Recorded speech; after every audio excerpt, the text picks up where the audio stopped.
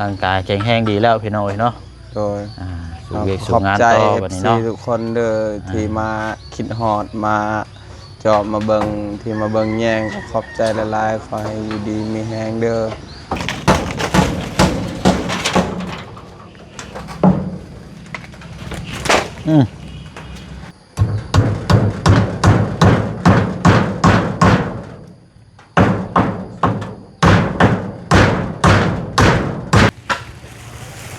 โอ้มันเปื่อยแล้วนี่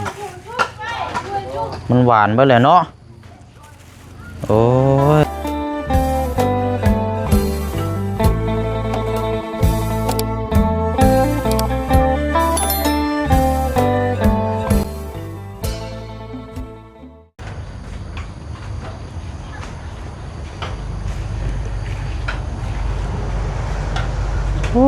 เนาะใครแน่มื้อนี้เนาะรู้สึกว่าฟ้าฝนนี่บ่ตกแต่เก่านี่เฮาเปิดภาพมานี่ป้าตัวพี่น้องบ่จักฝนบ่จักลมนั่นสิเว้ากันเนาะมื้อนี้ช่วงจะให้เฮาหายใจโล่งแม่จักหน่อยมื้อนี้พี่น้องเอ้ยเอากามาเปิดภาพนี่มาอยู่ห้องครัวจำลองเนาะหรือว่าหม่องเฮ็ดอยู่เฮ็ดกินของทางน้องอ่อนสร้างกำลังเดินทางมาพี่น้องเนาะเดี๋ยวจะมาพูดมาคุยน้ำกันให้เพิ่นเฮ็ดดำเนินการแล้วเดี๋ยวพูดคุยน้ำกันแต่ว่ามาถามเบิ่งทางหนุ่มโสดเฮาก่อนเนาะเป็นยังไงเด้สุขภาพร่างกายยิ้มแย้มแจ่มใสดีอยู่บ่เนาะเอาลุกมาพี่ก็ได้ละเดี๋ยวสร้างกำลังมาอยู่พี่น้องกำลังกินข้าวอยู่แล้วก็เฮาสิว่างานให้เพิ่นเทแล้วก็จังไดกันเฮาก็จังไปเวียกต่อน้ำกันอีกเนาะเอาอยู่ดีไม่แห้งเนาะเอาสบายดีพี่น้องน้ำกันเบิดสุขุสุขคนได้พี่น้องเด้อเนาะวันที่10แล้วพี่น้อง10 สิงหาเลยเนาะเป็นยังไงสุขภาพดีขึ้นตามลำรับโดยดีขึ้นแล้วหน้าก็ใสเลยเนาะหน้าตาแตกต่างครับเวลาเขาป่วยกับบ่ป่วยเนี่ยมันคนละอย่างกันเลยเนาะกินข้าวกินน้ำปกติแล้วเนาะแต่ว่าก็ยังเป่าอยู่สมบ่ยังเป่าจังมือเป่าปวดฉี่ยาไป3 มื้อ 4 มื้อแล้วต้องเบิ่งเกี่ยวกับสุขภาพร่างกายนี่แหละเนาะดีแล้วเนาะ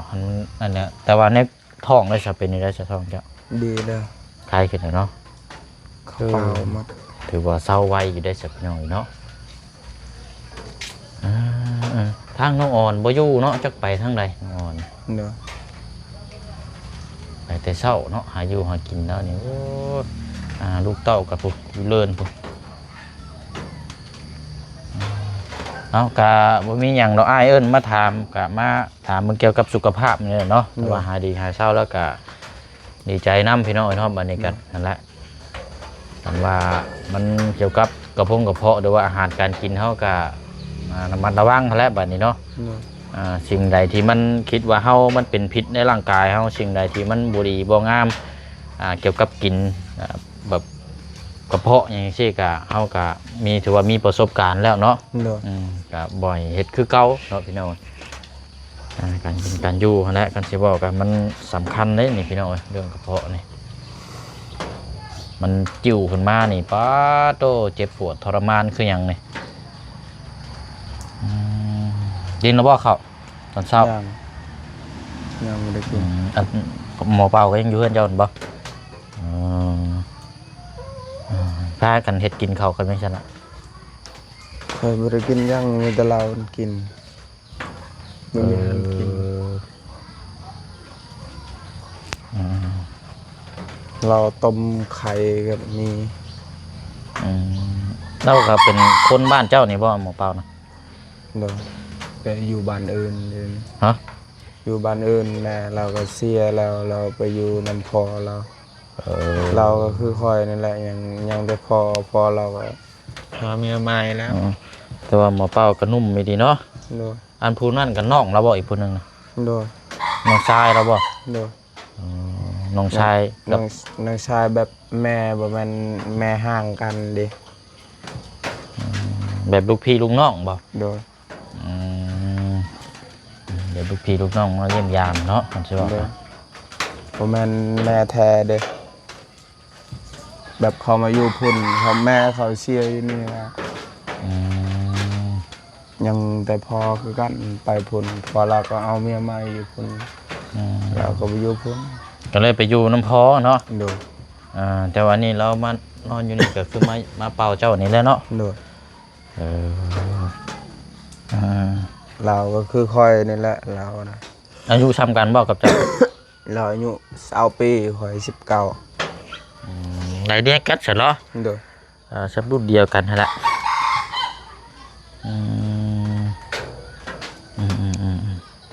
เนาะนี่แหละเนาะว่ากันสนออันนี้ก็เกินชั่วโมงนึงหรอกอันนี้ก็ให้สร้างเพิ่นมาเทพื้นนี่ก็แม่นว่าปิดผากั้นนี่ก็เฮ็ดประตูทางเขาเราก็แม่นว่าเรียบร้อยแล้วพี่น้อง โดย จ้างก็300,000กิบพี่น้องเนาะว่ามันบ่หลาย โดย แต่ว่าก็เบิ่งตัวจริงนํกันก่อนเนาะอันนี้ก็ตามความพึงพอใจหรือว่าตามที่เฮาอยากซอยนะพี่น้องก็เบิ่งตัวจริงนํกันเด้มาเลยดีแล้วนี่เก็บเศษไม้เศษหยังอันนี้ออกเนาะ โดย เจ้าตอกเส้นนี้มาเลยเนาะสร้างบ้านนี้ผู้และแห่ทรายกันเจ้าของเงินกับบุรียูได้พากันบุกด้วยเราได้เอาสบายดีพอเด้อ เจ้าของเพื่อนเราจักไปทั้งใดมากกับโบเห็นจะไปหาเราไม่บอกว่าที่ใดแหละนี่แหละมีแต่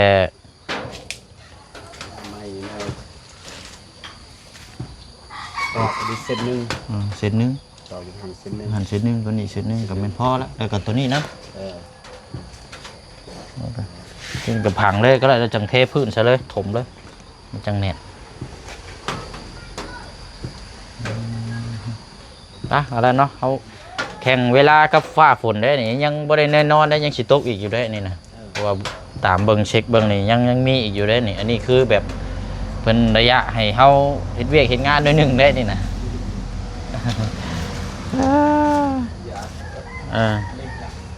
นี่แหละส่วนก็อยู่นี่แหละไม่เส้นเฮาเบิดแล้วบ่ใส่เนาะคันว่ามีก็ไม่กลมก็ได้มีบ่สอน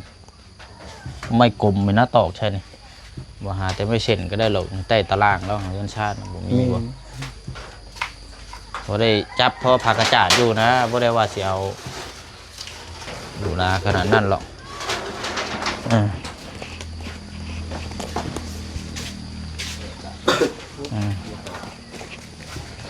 มีบ่พอมันบิดนะ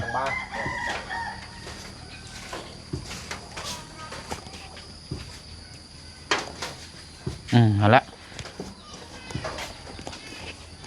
พอใส่พอได้จับพอผักกระจาดบรุษนะจะบอกไว้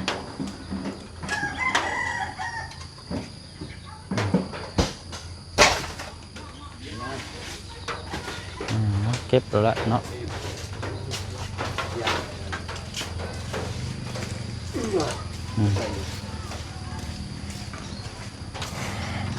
ไม่เป็นตัวนั้นได้เฉยเนาะไปอยู่บ่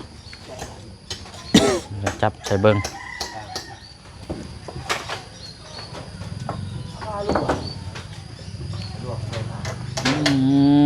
เนา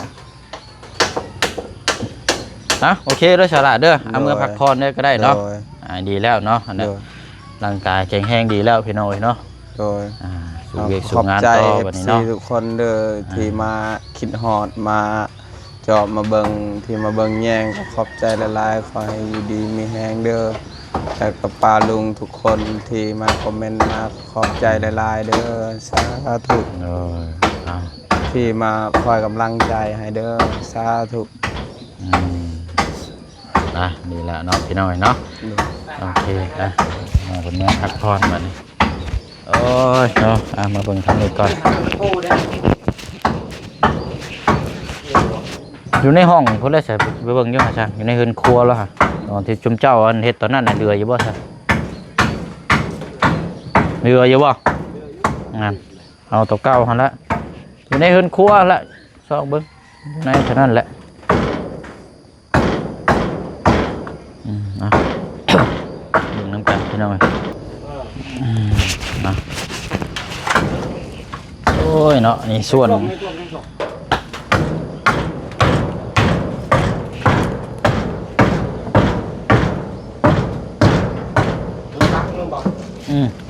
เป็นบังเนาะเลย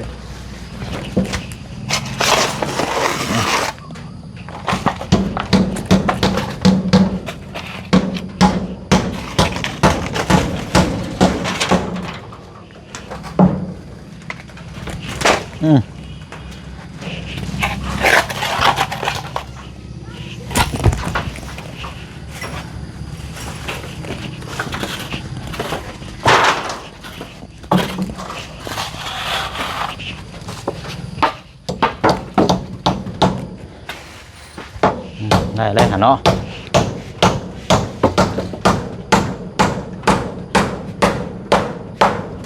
ยิบบ่ บ่ถึง พี่ก็ได้บ่ตรงนี้ยิบบ่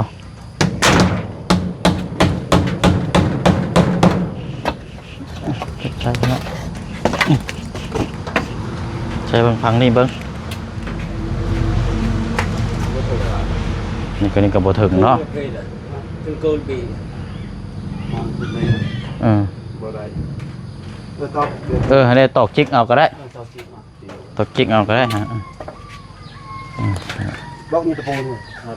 ตอกจิกเอา หาไม่ได้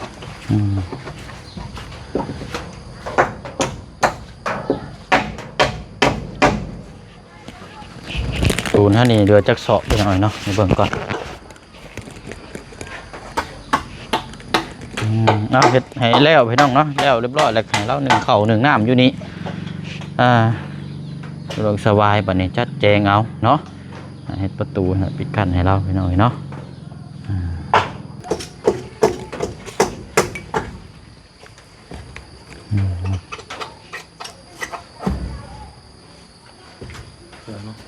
ต่อเอาเนาะ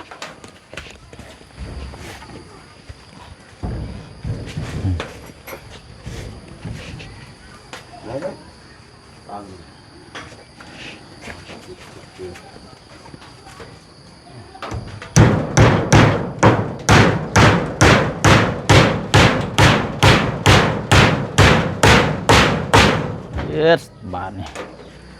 ได้แล้วหันกันตะปูจิกรอบๆขังก็อยู่แล้ว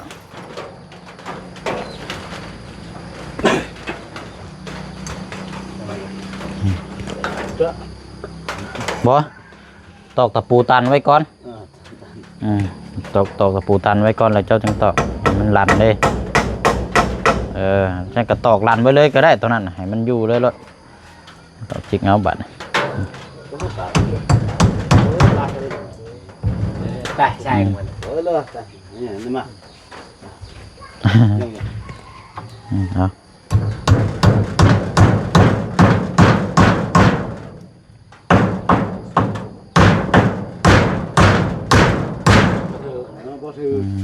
ใส่อีกใส่อีกเรียมไม้อีกตัวนี้ก็ตอกลงไปรถพอให้มันดันอยู่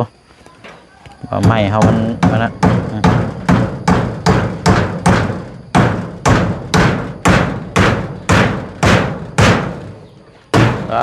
โอเคได้แล้วและไปจะไปอิงอยู่หันเนาะโอเคผ่านนี้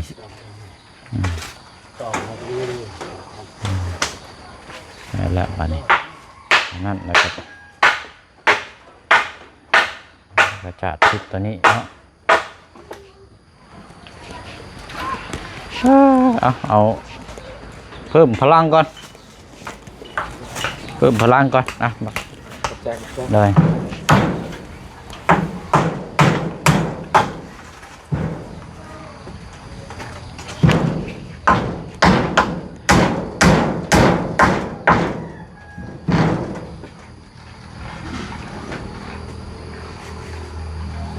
ดี๋ยวสิเฮ็ดกับน้องสอนผู้กินนี่แล้วเราป่วยก็เลยยุติก่อนอันนี้ยังเป็นคนอยู่ได้หนีมือเฮาเบิ่งบ่ได้ตานั่นโอ้ยบ่ได้เลยบ่เป็น2-3 มื้อนี่ก็เป็นเจ็บหนักเลย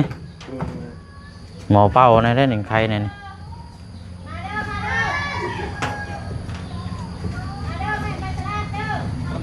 ว่าเห็นจอย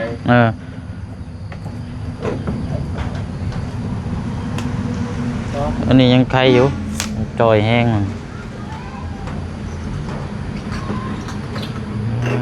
เนาะเอา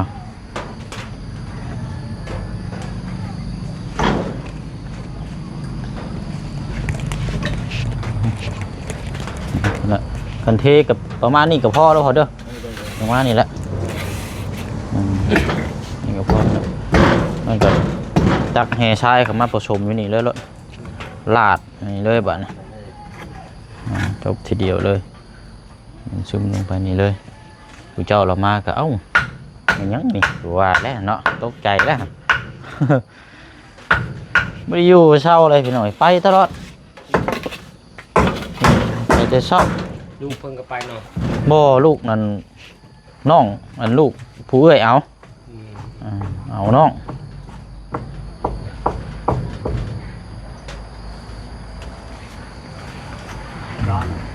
ต่อเลย ตัวนี้ต่อใช้ตัวนี้บ่เอาละ น้องโต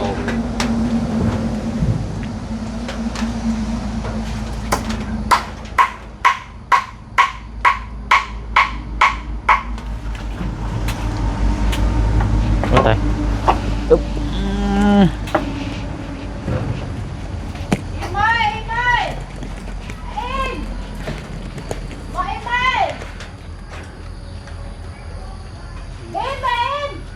คิดตึ้ง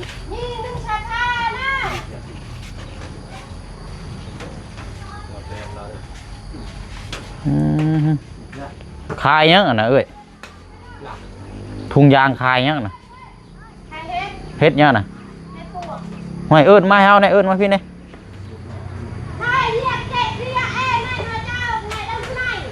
เอิ้นมาพี่เฮ็ดปวกว่าฉันเนาะน้องน้อยขายเฮ็ด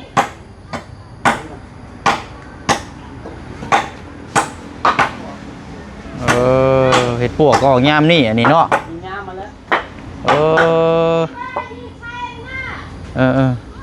พี่ละทำมาในพี่งามอยู่บ่เฮ็ดปวก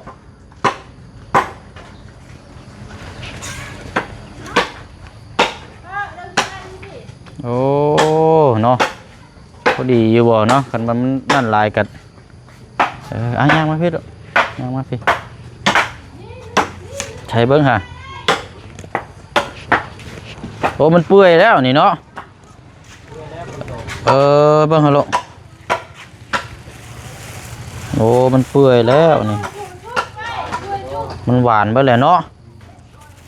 โอ้ยพี่น้อยคันบ่ามันบ่เปื่อยนี่ก็สิไข่อยู่เด้เนาะอันของเจ้าได้ฉลกเปื่อยอยู่บ่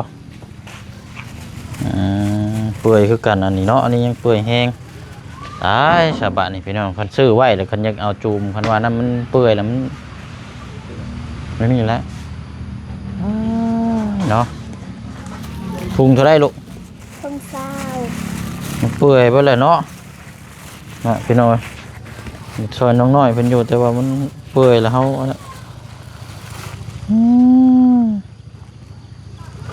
ปลูกหน้าฝนเนาะมันก็อยากเปื่อยนั่นแหละพี่น้อยปกติแหละเนาะนึกว่ายังจูมอยู่ใช่หรอกเนาะ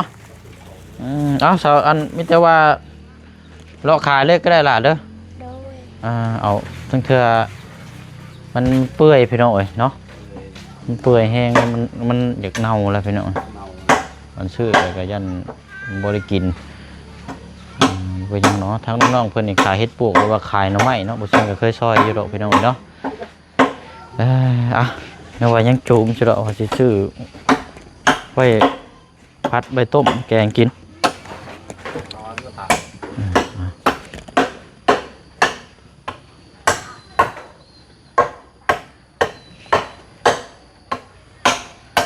นี่ก็น้ำทะลักมาแต่ถึงพุ่นรถเข้ามาเฮือนแล้ว หมุนมาเลยเถอะอันนี้ก็สิเป็นทรายนี่ได้นี่จะตักเอาอยู่นี่ก็ได้พอ ซ้าย ทรายตักเข้าหันเลยก็ได้ ตักเข้าผสมเลยรถ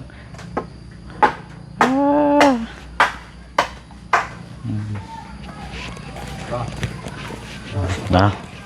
ประกอบเนาะต่อไม้ชิ้นส่วนมันบ่พอพี่น้องจับใส่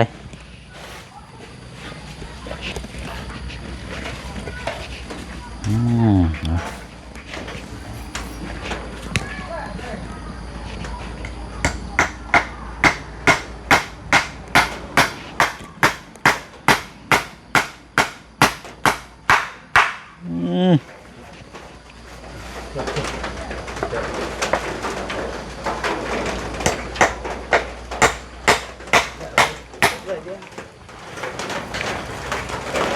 มีหยังบันโอ้นึกว่าฝนนะโว้ยเสียงนู้นใบไม้ค่าอันนี้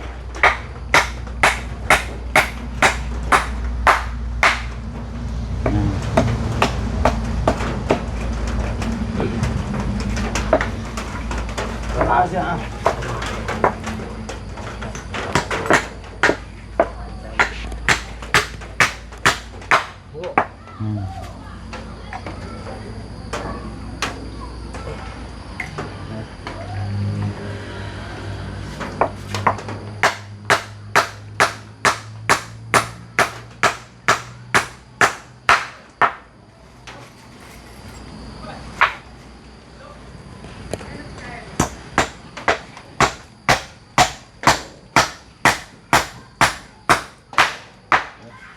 ก็ถือว่าเอามาปูนมาหยังว่าไว้เพื่อมันแดดแล้วเข้าผ่าก่อนเนาะถือว่า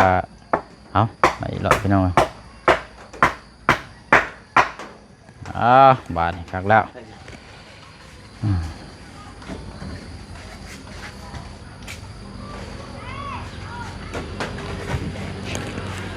หน้าตาสองมาละปักเนาะปักดูทำ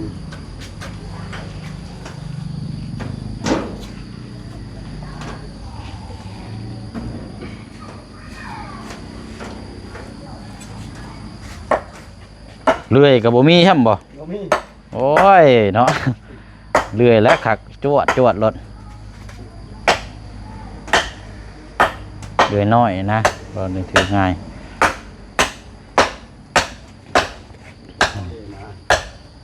ผ้าแล้วมันมา ผ่าโต้ใส่เลยบ่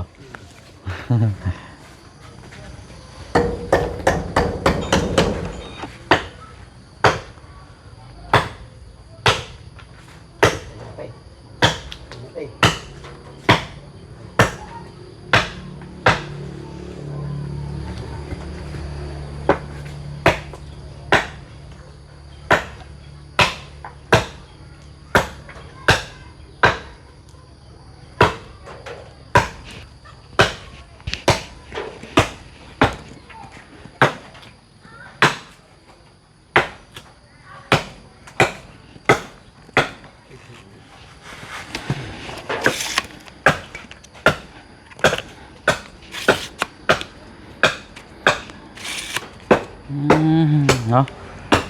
เอาตามนั้นแล้วจะเด้อพอเด้อพากันเฮ็ดเด้อพอแล้วเดี๋ยวสีกลับเข้ามาอีกรอบนึงก็แม่นน่าจะสำเร็จพี่น้อยเนาะ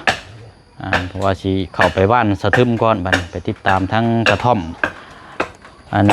ก้อนบัดนี้พี่น้องเนาะเพราะว่าภาพพลยุทธแล้วก็นี่ว่ากระเจ้าก็ดำเนินการแล้วก็สิไปติดตามเบิ่งน้ำกันท่านี้ก็เบิ่งน้ำเนาะอันนี้ก็รอแต่มาเบิ่งความสำเร็จน้ำกัน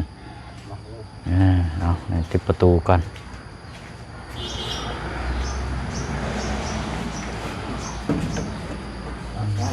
เนาะประตูเข้าในทางนี้เนาะ เข้าไป พอดีแล้วนี่เนาะบ่ต้องหานกลางแล้วหานกลางแล้วพอดีอะไรแล้วไปเนาะพี่น้องเนาะลำลาก่อนเด้อเนาะเดี๋ยวจังมาเบิ่งความสำเร็จนั่นกันอีกนี่กับพี่น้องเนาะเพราะว่าเฮาก็ ติดตามมานานแล้วพี่น้องอยากให้มันแล้วมันทั่วให้ทางน้องเพิ่นไปเฮ็ดอยู่เฮ็ดกินหมองหนึงเข้าเป่าไผ่นี่แหละพี่น้องเนาะฟ้าฝนตกมาก็ให้แน่เอาตอนที่แรกเฮาคิดว่าสิเฮ็ดตัวนี้ของครัวพี่น้องเอาไปมากับห้องครัวก็แม่นห้องหม่องรับหม่องนอนหม่องนี่ก็แม่นเนาะก็เลยเอ้าเนื้อที่เราว่างอยู่กับมันอุปกรณ์เฮาเป็นเป็นทรายเป็นปูนก็ยังเหลือก็ได้เศษไม้ก็ยังเหลืออยู่ก็ได้จัดให้อยู่นี่อีกซะพี่น้องเนาะถึงสิเหมาะแล้วล่ะอันนี้พี่น้องเนาะเอาบ๊ายบายเด้อพี่น้องเด้อเนาะเดี๋ยวจังมาเบิ่งนำกันอีกเนาะเด้อพอเด้อเดี๋ยวเข้ามาใหม่ไป